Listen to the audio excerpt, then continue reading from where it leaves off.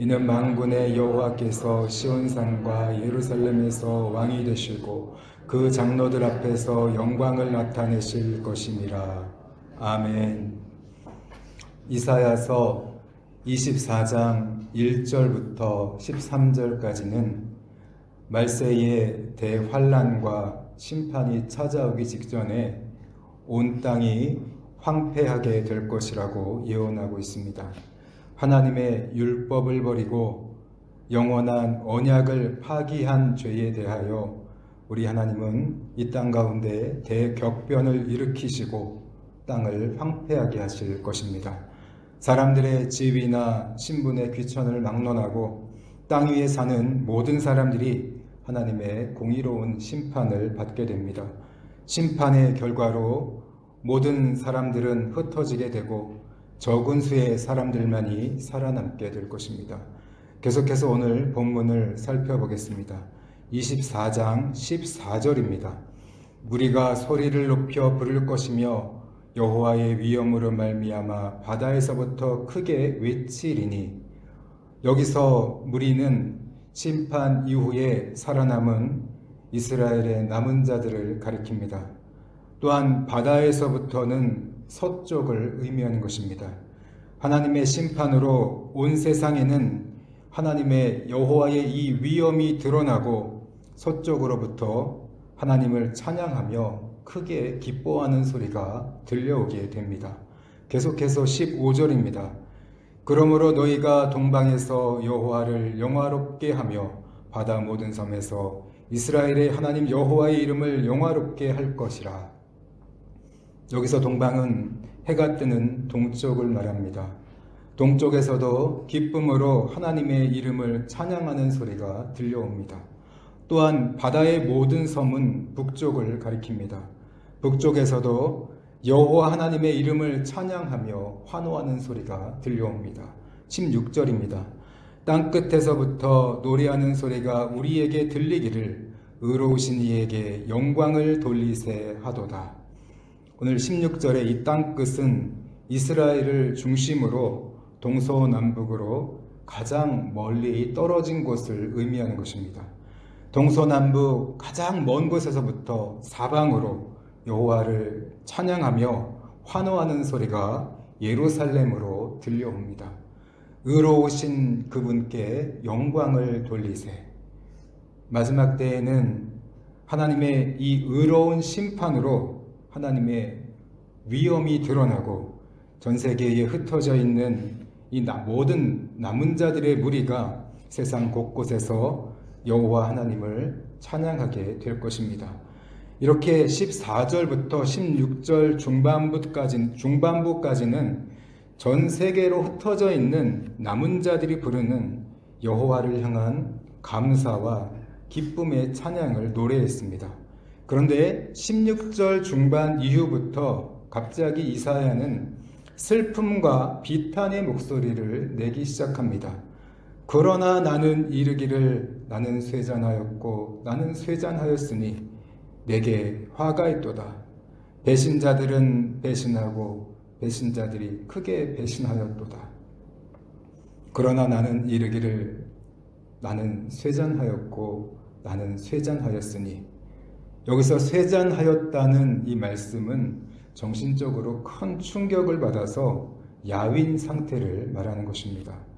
이사야는 남은 자들의 영광과 이 승리의 찬양 뒤에 가려진 또 다른 장면을 발견하고는 큰 충격을 받아야 했습니다. 그렇다면 그를 큰 충격에 빠뜨리고 야위게 했던 것은 무엇입니까? 배신자들은 배신하고 배신자들이 크게 배신하였도다. 16절에 이 배신자라는 단어는 문자적으로는 불성실하다, 속이다, 약탈하다라는 뜻입니다. 거짓과 속임을 통해서 남의 것을 강탈한다는 의미를 우리가 함축하고 있습니다. 이 마지막 때에는 이처럼 불법이 가득하고 하나님께 반역하는 세상이 될 것임을 예언하는 것입니다.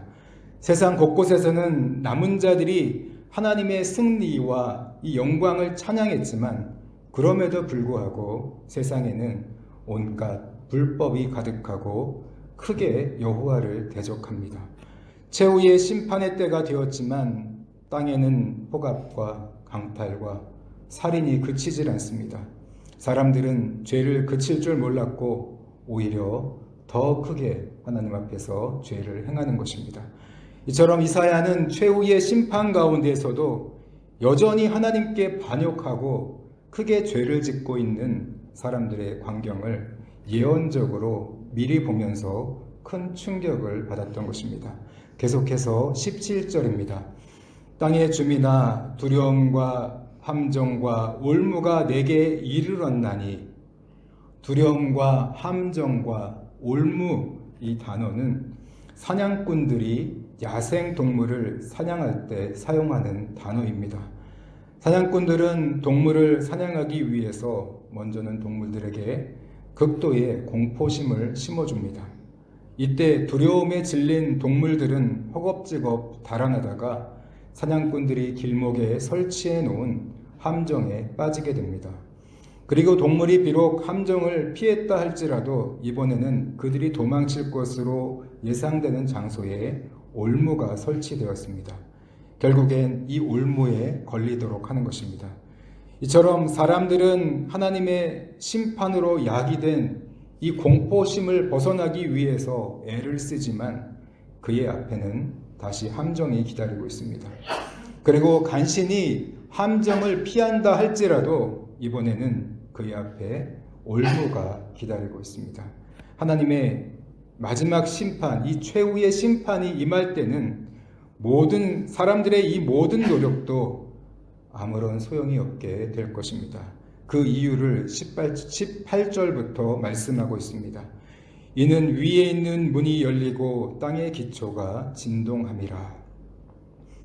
하나님의 이 최후의 심판의 날은 하늘의 문들이 열리고 땅의 기초가 흔들릴 것입니다. 이것은 하나님의 이 최후의 심판이 우주적인 대재앙이 될 것임을 말씀하고 있는 것입니다. 그때에는 큰 지진이 일어나서 땅이 깨지고 또 깨지며 갈라지고 또 갈라집니다. 그럼에도 흔들리고 또 흔들립니다. 마치 술에 취한 사람처럼 폭풍 속에 놓여있는 오두막처럼 땅은 심하게 비틀거리며 이리저리 흔들리게 될 것입니다. 그 위에 죄악이 중함으로 떨어져서 다시는 일어나지 못하리라. 다시는 일어나지 못할 때까지, 다시는 회복되지 못할 때까지 재앙이 임한다는 것입니다. 죄가 너무나 커서 지구는 이제 완전히 붕괴되고 다시는 회복되지 못할 것입니다. 이처럼 마지막 때는 그 어느 누구도 피할 수 없는 대재앙이 찾아올 것이라고 오늘 예언하고 있는 것입니다. 이 대재앙을 예언적으로 바라보면서 이사야 선지자는 큰 충격을 받고 오늘 자신이 쇠잔하게 되었다고 고백하고 있는 것입니다. 계속해서 21절입니다. 그날에 여호와께서 높은 데에서 높은 군대를 벌하시며 땅에서 땅의 왕들을 벌하시리니. 오늘 21절의 높은 군대는 하늘의 악한 영적 존재들을 말하는 것입니다. 그리고 땅의 왕들은 악한 영적 존재들의 이 지배를 받던 세상의 통치자들을 말합니다.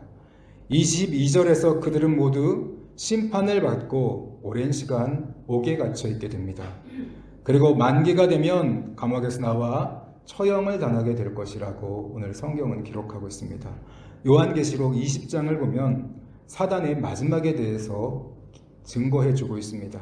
사단은 무저갱에 갇혀서 1000년 동안을 갇혀 지내다가 풀려난 후에 또다시 곡과 마곡을 미혹해서 성도들과 전쟁을 일으킵니다. 하지만 패배해서 결국엔 불과 유황 못해서 영원히 고통을 당하게 된다고 기록하고 있습니다. 마지막으로 23절입니다.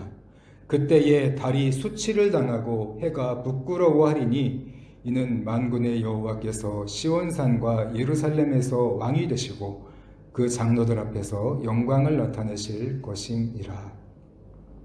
여호와 하나님께서는 세상의 이 모든 것을 심판하신 후에 우리의 왕으로 오시게 됩니다.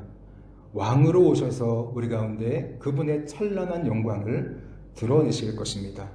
계시록 21장에서는 새 하늘과 새 땅이 시작되고 새 예루살렘이 내려와서 이 땅에 하나님의 통치가 시작된다고 기록하고 있습니다. 빛나는 그분의 영광으로 인해서 이제 달과 해의 빛은 부끄러움을 당하고 무용지물처럼 될 것이라며 오늘 본문이 맞춰지고 있습니다. 성도 여러분, 오늘 성경 본문은 마지막 때 하나님의 최후의 심판과 대환란에 대해서 예언하고 있습니다. 그런데 심판과 대재앙 속에서도 세계 곳곳에서는 하나님을 경외하는 남은 자들의 찬양 소리가 크게 사방으로부터 울려 퍼질 것이라고 예언하고 있습니다. 의로우신 하나님을 찬양합니다. 의로우신 그분께 우리 모두 영광을 돌립시다. 그러나 반대편에선 하나님께 반역하는 자들의 무자비와 폭력, 더욱 불법으로 가득한 세상을 예언하고 있습니다. 이 두 가지의 비전을 함께 보았던 이사야 선지자는 큰 충격을 받아야 했습니다. 성도 여러분, 오늘 우리가 살고 있는 이 세상은 오늘 성경의 예언대로 여호와 신앙을 지키며 하나님을 경외하며 살아가는 자들이 있습니다. 동시에 불법을 행하며 하나님께 반역을 하며 살아가는 자들도 있습니다. 마지막 때가 가까울수록 이 둘은 더 분명하고도 극명하게 나누어지게 될 것입니다. 심지어는 교회 안에서도 성도들의 신앙이 극과 극으로 나누어지는 것을 오늘 우리는 목도하고 있습니다. 전 세계적으로 이러한 일들이 일어나고 있고 앞으로는 더욱 심해질 것이라고 우리는 쉽게 예측할 수 있습니다. 오늘 성경 본문은 마지막 심판과 대환란을 살아가는 자들의 두 가지의 이 반응을 소개해주고 있습니다.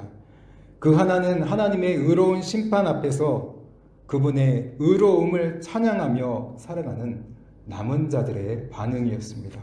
그리고 또 하나는 하나님의 이 의로운 심판 앞에서 두려움으로 지내며 더욱더 불법을 행하며 살아가는 자들의 반응입니다. 최근에 코로나 확진자 수가 2천만 명을 넘어가고 사망자는 75만 명에 가까워지고 있습니다. 그럼에도 코로나 사태가 언제 끝날지 우리는 아무도 모릅니다. 게다가 코로나 바이러스에 한번 걸리면 후유증도 심하다고 합니다. 더 두려운 것은 이 바이러스가 앞으로 더 무섭게 변종을 일으킬 수도 있다는 것입니다. 또한 최근에 중국에서 홍수로 난리가 났다는 소식을 들을 때만 해도 남의 일처럼 강 건너 불구경하듯이 했습니다. 그런데 이제는 우리 대한민국에 기록적인 폭우와 홍수 피해가 발생하고 있습니다. 그리고 우리가 살고 있는 이곳 베트남 하노이도 폭우에 더 안전하지 못하다는 것을 우리는 잘 알고 있습니다. 남의 일처럼 생각했던 불행한 일들이 오늘은 나에게도 찾아올 수 있는 것입니다. 또한 최근에 베이루트에서는 큰 폭발 사고가 나서 전 세계의 모든 사람들을 놀라게 했습니다. 이 폭발 사고는 이것만 있는 것이 아닙니다. 우리가 알지 모르지만 계속해서 일어나고 있었습니다. 그런데 세상에 만약에 핵전쟁이 일어난다면 우리는 이 베이루트의 사고보다 훨씬 더 무서운 폭발 가운데 서 있어야 할 것입니다. 그리고 여러분, 오늘 하나님의 이 최후의 심판은 이런 것들보다 훨씬 더 무서운 우주적인 대재앙이 될 것이라고 오늘 성경은 증거하고 있습니다. 모든 것이 사라지고 그 누구도 피할 수 없다고 성경은 증거하고 있습니다. 우리 예수님도 이 최후의 심판과 대재앙에 대해서 예언해 주셨습니다. 또한 무자비와 폭력, 불법으로 가득한 세상이 될 것이라고도 예언하셨습니다. 예수님의 이 말씀대로 마지막 때의 증상이 곳곳에서 일어나고 있습니다. 이러한 때 오늘 우리는 어떻게 살아가야 하는 것입니까? 성경은 이 마지막 때에 일어날 일들에 관하여 여러 선지자들을 통해서 일관되게 우리들에게 증거해 주고 있고 또한 우리들에게 생명과 구원의 길을 안내해 주고 있습니다. 불법을 행하며 하나님께 반역하는 죄인들로 심판의 두려움 속에서 살아갈 것입니까? 아니면 오늘 성경이 말하는 남은 자로서 의로우신 하나님을 믿음으로 담대하게 의로우신 하나님을 찬양하면서 오늘을 살아갈 것입니까? 불법을 행하며 두려움 속에 살아가는 불경건한 자들이 아니라 오직 의로우신 하나님을 찬양하며 비록 힘들고 어려울지라도 굳건한 믿음으로 끝까지 믿음을 지키며 의롭게 살아가는 저와 여러분들이 되시기를 주님의 이름으로 축원합니다. 기도하겠습니다.